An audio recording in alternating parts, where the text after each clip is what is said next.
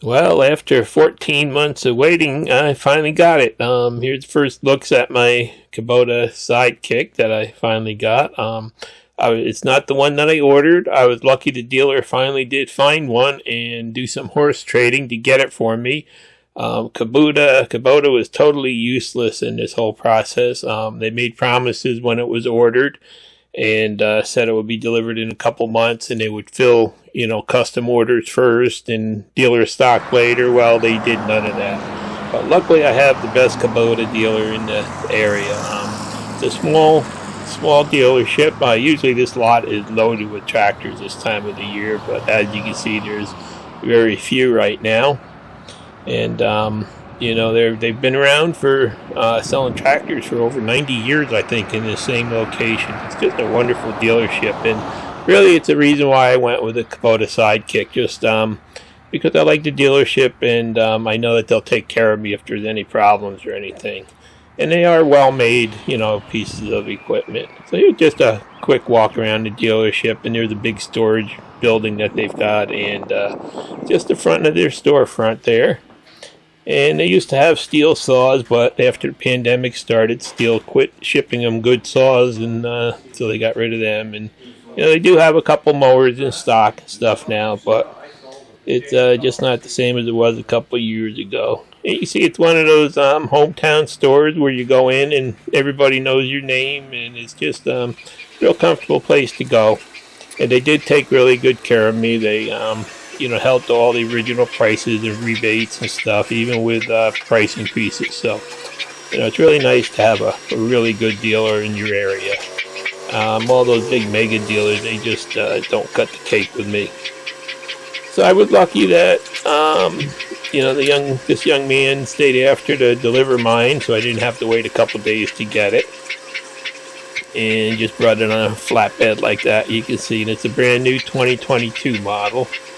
That just came from another dealer. They did a horse trade to get it for me because they knew how much how long I've been waiting, and there it is. The young man spent about a half an hour with me going through all the features of it and how to use everything, and how it works, and four-wheel drive, and everything, what to check, the fluids, and all that kind of stuff. So I did get a good good walkthrough of everything, of how to maintain it and use it. So that was nice. I really appreciated that too. And after a couple of minutes, we did get through everything, and that was it. I was off, and he was off. So this is my first ride on it. Gonna get that out of the way there, and just got this sped up a little bit, make it go faster. And there I go across the yard. It was a little jumpy at first. I'll go over that in a little while, but it really did meet my expectations, and it's really well built. And this is just a look at it when it was still new and clean, and I started using it right away to pick up brush and stuff like that. But you can see it's a total mess already. Those tires that came on it are not the ones I ordered when I ordered mine, but that's what I had to take to get one. And they'll be going down the road in another couple days. I got some really good tires coming for it, but they just fill up with mud, and they don't go in the mud, they just get stuck. So okay, today decided to take it for a little ride. You can see we're getting some leaves on the trees and stuff, and one thing that I forgot to do is slow down for this bump, and sometimes if you hit a bump really fast and hard, that hood will fly open. So I do have to do some adjustment on that. It looks like a little bit of adjustment in the latch there should fix that. But anyhow, it's, close it down and let's keep on going. And I got something wrong with the settings on the GoPro. I don't know what I did. I didn't get wide, the wide video, but this is what I got. So I'm just going to go down through the top of my trail to the woods for getting firewood out and stuff. And this year I was supposed to get in there and take a lot out, but I haven't been feeling well and haven't been able to do it, so I'm going to have to buy wood this year. But hopefully I'll be able to start collecting some soon. And this is just the right width. It's not too wide. It's about 5 feet wide, and you can see it just barely fits through the trails I had cut from my my tractor. But this thing will go through them no problem this time of the year where the tractor actually gets stuck. And it handles really nice. It's easy to drive. It's got the 4-wheel drive there, and it's got, fits through tight spots, and really is going to be a big helper around the yard. So like I said, this is my upper trail, and the lower one I can't go down in yet because it's too much mud, and I'll just get stuck with these tires on. Once I get them swapped out, I'll be able to, drive down in the other part. So here we are coming out down by the pond down here, and I guess I'll just take you for a ride around there. And you can see all the reeds are growing up around the pond and stuff. Last year I didn't feel good after I got the vaccination, and nothing really got completed or finished, so this is a total overgrown mess down here. But actually I do have a mower coming for the back of my Kubota little BX to solve that, so I should have that in about 4 to 6 weeks, they say. Coming from Italy, so it's sitting on a boat somewhere. Let's take a ride up in the back here. You can see the farmer's got, looks like there's alfalfa growing in that big field back there. And so this is their back property line down here. And like I said, if you over there on the right hand side, that's all too wet for me to get into now, but they've got a lot of firewood to get out of there.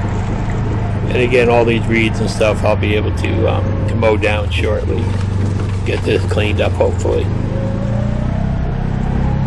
Yeah, you can see just how muddy it is, but like I said, these tires really do suck in the mud, so if you're getting this to go in the woods or anything, don't get the worksite tires. But I knew I was going to replace them with something bigger and better, so it didn't really bother me. Plus I got such a good deal on the machine, I just can't believe it.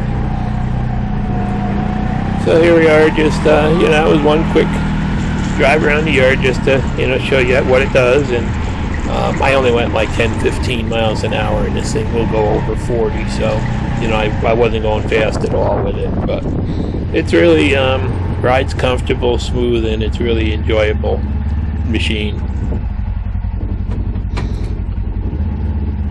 So let's park it here, and then I'm just going to do a quick walkthrough of things. There are plenty of videos out there if you really want to see what these are all about.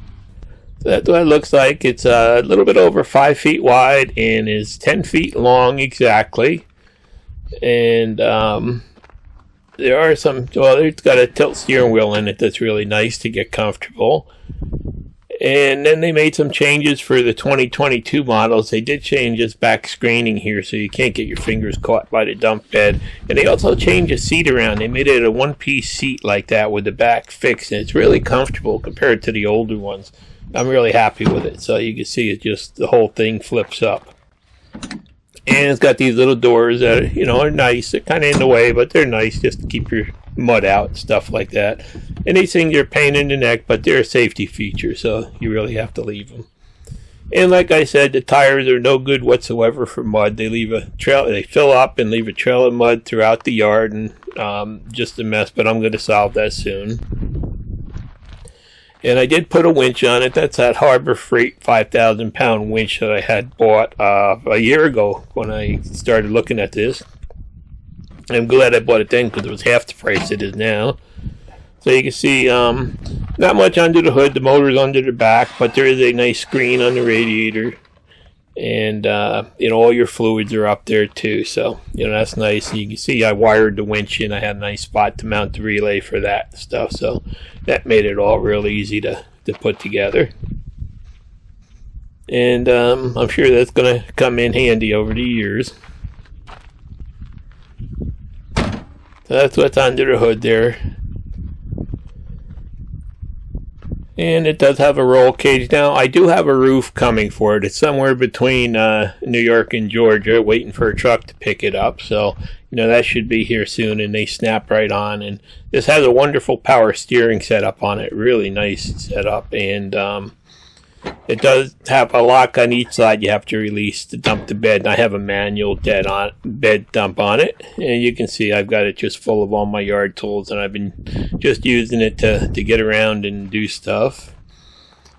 And I did rename it to Gizmo. And I'll tell you about that in a second. But you can see it's got a nice tailgate. Now, the one I ordered did not have bed liner, but this one came with it. And I was going to do it myself, but this one had it, and I did have to pay a little bit more for that. But they did a good job on it, and it'll save me time from doing it myself. So, and it is a nice sized bed for carrying tools and stuff like that, and even firewood and things like that. And like I said, I'm now calling it the Gizmo 850. The name Sidekick kind of meant to me that, it's somebody that can't make it on their own. They need to tag along with somebody else, and that's not what this machine's about. This thing's, it's a one-of-a-kind machine, and I figured from now on, that's what I'm going to call it. And I just flipped up the bed there. You can see the motors under there. These motors are made by Kubota now. It's about a 48 horsepower, I think. And 850 cc's, and plenty of power to move this thing at. It's governed at 41 miles an hour, I think. So, it doesn't go super fast, but that's plenty fast enough for something like this. And you can see everything's trying to fall out of bed, but just for the video, I just tipped it up like that. And everything is easily accessible. You got your filters, your fuel tank, and the quality on this may not have been the best. You can see a lot of these connector boots aren't properly put on and stuff. I'm going to have to spend some time stretching them out, putting them on. But, overall, it's really, thing is really built like a tank. It's really well built, and I think it's built to last, and it, shouldn't have many problems from what I'm seeing.